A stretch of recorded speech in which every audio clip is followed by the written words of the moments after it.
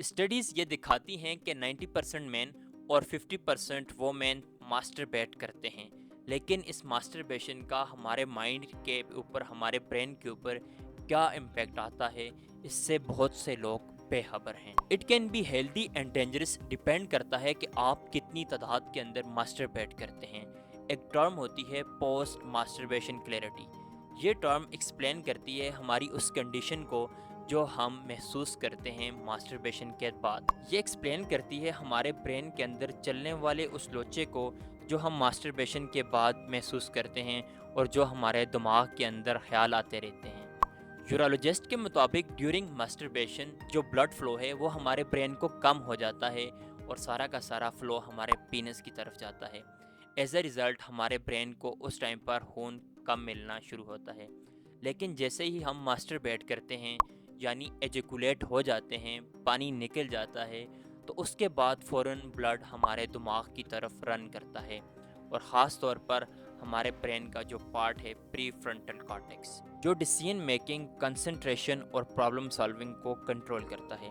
اور اسی وجہ سے سیکشول ارج کے دوران ہمارے برین کو بلڈ کم مل رہا ہوتا ہے اور ہم ریشنلی اور کیلکولیٹڈ کر کے چیزوں کو ڈیفائن نہیں کر سکتے، سمپلی ہمارا شعور اس ٹائم پہ کھو جاتا ہے۔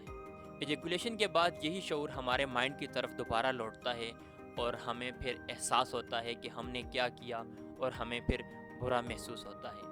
اور ہاں، اگر آپ چینل کو سبسکرائب نہیں کریں گے تو میں آپ سے کھو جاؤں گا اور پھر آپ کو دوبارہ افسوس ہوگا۔ ماسٹربیشن ایک سیلف سوتھنگ یعنی اپنی مدد آپ کے تحت خوشی اور مزے کا ایک سستا اور ایک باعزت طریقہ ہے، لیکن اس کی ایکسیس اماؤنٹ آپ کے پرسنل ریلیشن کا بیڑا غرق کر دیتی ہے، اور پھر آپ کو اپنے پارٹنر کی طرف پیٹھ موڑ کے سونا پڑتا ہے، اور ایون کہ یہ بہت ٹاکسک بھی ہو جاتا ہے اور آپ ذہنی مریض بھی بن جاتے ہیں۔ ماسٹربیشن کے دوران happy hormone endorphin, serotonin, oxytocin and dopamine release ہوتے رہتے ہیں اور ہمیں خوشی محسوس ہوتی رہتی ہے، لیکن حد سے زیادہ کوئی بھی چیز ہو وہ ڈینجرس ہوتی ہے۔ اسی لیے زیادہ ہینڈ پریکٹس سے ڈوپامین اوور لوڈ ہو جاتا ہے، اور پھر ایک ایسی سٹیج بھی آ جاتی ہے کہ برین میں ڈیلٹا فورس بھی ایکٹیویٹ ہو جاتا ہے۔ یہ نیچرل پاتھ کو بلاک کر دیتا ہے اور پھر آپ کو سیٹسفائی ہونے میں مشکل پیش آتی ہے،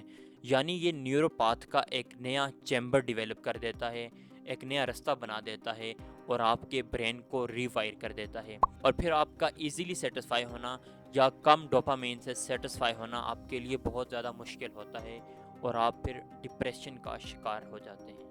ان ویڈیوز سے میں آپ کو سیکشولی ڈسپلن اور ایجوکیٹ بنا دوں گا۔ آپ کی سیکشل لائف کے لیے یہ چینل بہت ضروری ہے، سو ویڈیو کو لائک کیجئے اور چینل کو کائنڈلی سبسکرائب کیجئے۔ سی یو ان another ویڈیو۔